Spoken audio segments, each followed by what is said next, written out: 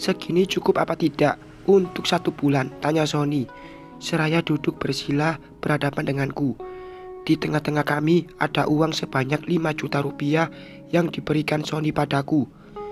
Setelah saling ledek gara-gara baju yang kubeli kekecilan di tubuh suamiku itu, Sony langsung mengajakku bicara.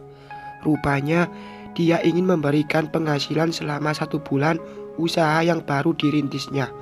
Menurutku ini lumayan besar, apalagi untuk sebuah kedai kopi yang baru buka, penghasilan segitu per 1 orang sudah lumayan. Mbak, gak cukup ya? Tanya Sony lagi mengibaskan tangan di depanku. Cukup Son, insya Allah akan cukup. Ini kok dikasih ke aku semua. Buat kamu mana? Aku tidak perlu uang mbak, tapi kasih sayang. Sony, aku menatapnya tajam. Dia nyengir, lalu memeluk lutut dengan masih berada di depanku. Kepalanya menggeleng, tanda tidak menginginkan uang yang masih bertumpuk di lantai. Untuk bensin, aku kembali berucap, lah, gampang buat bensin mah mbak. Entar malam juga pasti dapat, ujarnya santai. Kuli lagi, dia mengangguk pasti. Sony, kamu kan sudah ada kerjaan, kenapa harus tetap kuli sih? Ambil saja dari uang ini buat bensin. Aku menggeser uang itu pada Sony, tapi malah dia ambil dan simpan di tanganku. Enggak mbak, ini untukmu dan keperluan rumah ini. Untuk bensin aku cari lagi, tapi aku tidak mau kamu kuli terus Son. Mbak malu? Bukan malu Sony, tapi aku khawatir dengan kesehatan kamu. Sudahlah, kamu pulang tengah malam terus, tidur cuma 3 jam, lalu kerja berat, angkat-angkat sayur dan lain sebagainya. Kalau kamu sakit gimana? Ujarku panjang lebar. Sony hanya manggut-manggut dengan terkekeh pelan. Entah di mana letak kelucuan yang ada pada kata-kataku. Aku bicara serius, tapi dianggap sebagai lelucon oleh pria itu. Bukan ngangguk doang, dengerin. Aku menepuk lutut dia dengan uang yang berada di tanganku. Enggak janji ya. Aku takut mbak. Aku takut jika tidak bisa mencukupi kebutuhan keluarga kita. Aku tidak mau diremehkan Mas Sandi gara-gara tidak menjadi suami yang berhasil dalam memberikan nafkah bagi anak istri. Tutur Sony dengan wajah lesu. Oh, ternyata bukan hanya tanggung jawab saja yang dia pikirkan, namun ada harga diri juga yang harus diperjuangkan. Mas Sandi, pria itu memang selalu meremehkan Sony dalam hal apapun. Apalagi sekarang Sony sudah berhenti kuliah. Pastilah mantan suamiku itu akan punya senjata baru untuk merendahkan kedudukan Sony. Son, jangan dengarkan kata Mas Sandi. Dia pun tidak langsung kaya kan? Tidak langsung punya rumah dan kendaraan. Pasti ada prosesnya. Meskipun bukan dengan aku saat dia berproses. Benar kan? Benar mbak. Tapi dia tidak pernah memberikan uang recehan saat pertama nikah denganmu. Hidupmu terjamin dari awal nikah sampai kamu masih dalam masa iddah. Denganku, rumah saja nyewa, usaha pun masih merintis. Malah usahamu yang lebih dulu maju. Aku tidak menyela ucapannya, membiarkan Sony mengeluarkan unek-unek yang ada dalam pikirannya. Dengan begitu, aku bisa tahu apa yang dia inginkan dan bagaimana memposisikan diri sebagai kakak sekaligus istri. Sony kembali berbicara.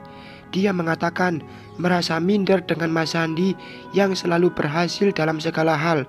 Bahkan kakak kandung Sony itu mampu meluluhkan hatiku di saat Sony sedang berjuang menarik perhatianku. Kini saat dia sudah berhasil jadi suamiku, bayang-bayang Mas Sandi masih menghantui. Dia merasa takut tidak akan bisa memberikan yang terbaik seperti Mas Sandi padaku. Tidak apa-apa Son, bukannya lebih baik berproses dari nol, kataku, memberikan motivasi. Iya mbak, karena aku ini perintis, bukan pewaris, benar kan? Aku mengangguk, seraya tersenyum. Uang yang tadi diberikan Sony sudah aku simpan. Dia tetap tidak mau mengambil uang itu meskipun hanya untuk membeli bensin. Seperti biasa, Sony kembali ke kedai saat sudah pukul 7 malam dan akan pulang saat tengah malam nanti. Seperginya Sony, aku disibukkan dengan pekerjaanku sendiri, mencatat barang yang sudah habis di toko, kemudian memesannya kembali pada distributor agar segera dikirim. Awalnya, aku tidak mengerti dengan semua ini. Namun, lama-kelamaan aku mulai menikmati dan terbiasa dengan kerepotan ini. Baru bangun, Mbak. Aku menghentikan langkah kaki ketika seseorang di bawah sana menegurku. Sony, dengan rambut basah dan wajah segarnya tersenyum seraya menatap barang. Aku tidak melanjutkan langkah, memilih duduk di anak tangga, seraya memperhatikan dia. Sudah bisa kutebak jika Sony baru saja pulang dari pasar. Sudah beberapa kali aku melarang dia agar berhenti kuli, tapi Sony tidak mau mendengarkan. Dia selalu kekeh dengan pendiriannya. Hari ini jadi ke pestanya Devano, Sony kembali berujar. Aku mengangguk, seraya mengikat rambut ke atas. Namun masih enggan beranjak dari tempat dudukku sekarang. Mata ini masih memperhatikan dia yang bolak-balik mengambil barang dari belakang. Mbak, minyak goreng tinggal 5 kardus lagi. Terus mie instan, kopi kemasan sama makanan ringan juga sudah pada mau habis. Iya, aku sudah memesannya kembali. Mungkin nanti siang atau sore akan datang. Pagi ini kan kita mau ke pestanya Devano. Jadi tokonya tutup aja sampai kita pulang dari sana. Oh iya, teman-temanmu tidak keberatan kamu tidak masuk pagi ini, ujarku. Seraya mulai berdiri dan memaksakan turun ke lantai bawah. Gak apa-apa, Mbak. Mereka mah paham sama urusan keluarga. Mereka juga sering tidak masuk karena berbagai alasan. Tapi ya gantian, biar tidak repot yang lainnya. Aku mengerti. Setelah berbincang beberapa saat, aku melanjutkan langkah ke kamar mandi. Meskipun subuh ini air begitu dingin, namun tak urung bagiku untuk tetap melaksanakan tugas sebagai seorang hamba. Waktu semakin siang, kami pun mulai bersiap untuk pergi ke pesta resepsi pernikahan Devano. Sanum sudah aku mandikan dan memakai pakaian yang kemarin aku beli. Begitu juga dengan Sony. Meskipun kecil, dia tetap memakai baju itu dengan melipat lengannya hingga ke sikut. Sedangkan bagian depannya dia biarkan terbuka dengan memakai kaos berwarna putih. Sudah siap? Tanyaku pada dua orang yang fokus pada ponsel. Dari tadi kita juga udah siap, Mbak. Kamunya aja yang dandanya lama. Aku mengerucutkan bibir ke arah Sony yang tidak sama sekali melihat ke arahku. Namun beberapa detik kemudian pandangan kami bertemu dengan dia yang melihatku kagum. Seulas senyum diberikan Sony dengan bibir yang bergerak menyebutkan kata cantik. Singkat tapi membuatku jadi salah tingkah. Aku berdeham beberapa kali, lalu mulai keluar dari kamar. Kedua orang itu pun mengikuti langkahku yang kini mulai menapaki tangga satu persatu. Kita akan pergi naik motor, tanya Sony membuatku menghentikan langkah yang sudah berada di lantai bawah.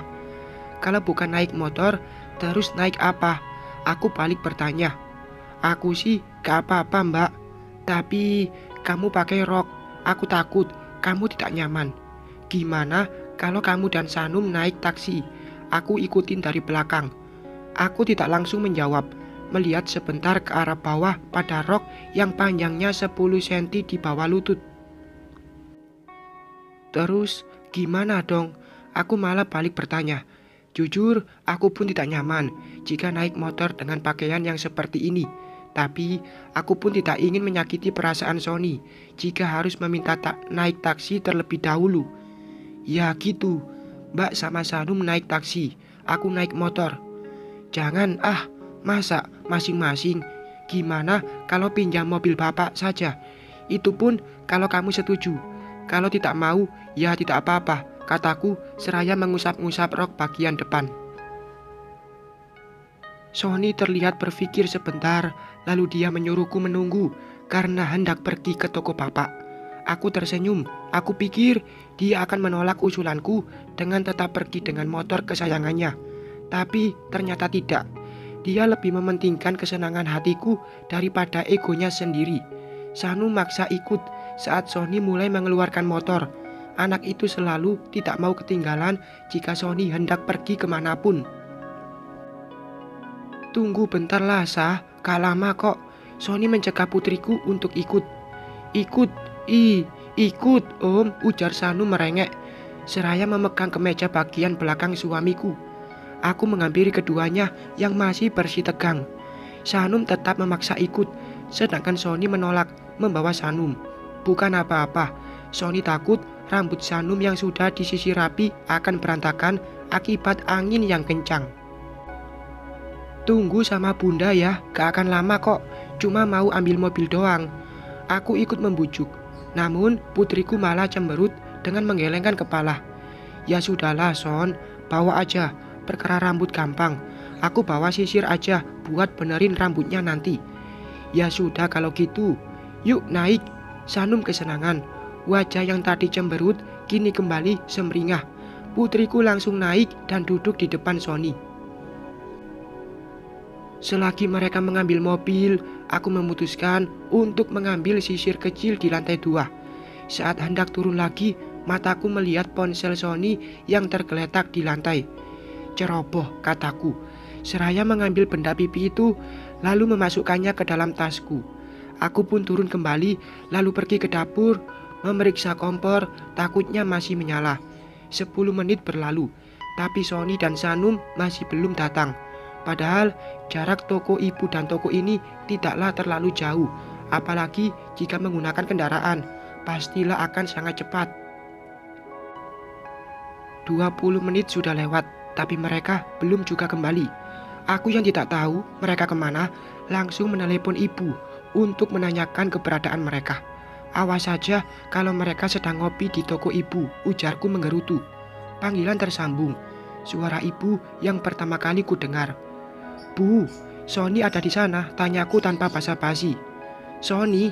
Enggak ada, Num. Emangnya dia kesini? Iya, barusan dia mau ke toko ibu, mau pinjem mobil buat keundangannya Devano. Tapi kok lama? Oh alah, ibu enggak di toko, Num, tapi di rumah. Ini loh, bapakmu enggak enak badan. Mungkin Sony langsung ke sini saat tahu gak ada bapak dan ibu di toko. Ibu ke depan deh, biar langsung tahu kalau dia datang, ujar ibu menjelaskan. Aku pun manggut-manggut, pantaslah sedikit lama, karena harus langsung pergi ke rumah ibu. Tapi kenapa dia tidak lewat jalan ini? Mungkin lewat jalan gang kali ya, ujarku bicara sendiri, seraya memainkan ponsel. Layar ponsel berubah menjadi foto ibu dan bapak. Aku pun menggeser tombol hijau untuk mengangkat panggilan dari ibuku itu. Apa Bu? Ranum, suamimu kecelakaan. Barusan si dia bilang sama ibu, lihat suami dan anakmu digotong orang. Astagfirullahaladzim. Sanum, dadaku bertalu-talu mendengar kabar yang tidak mengenakan ini. Tanpa menunggu nanti, aku langsung pergi ke tempat yang ibu katakan barusan. Bersambung.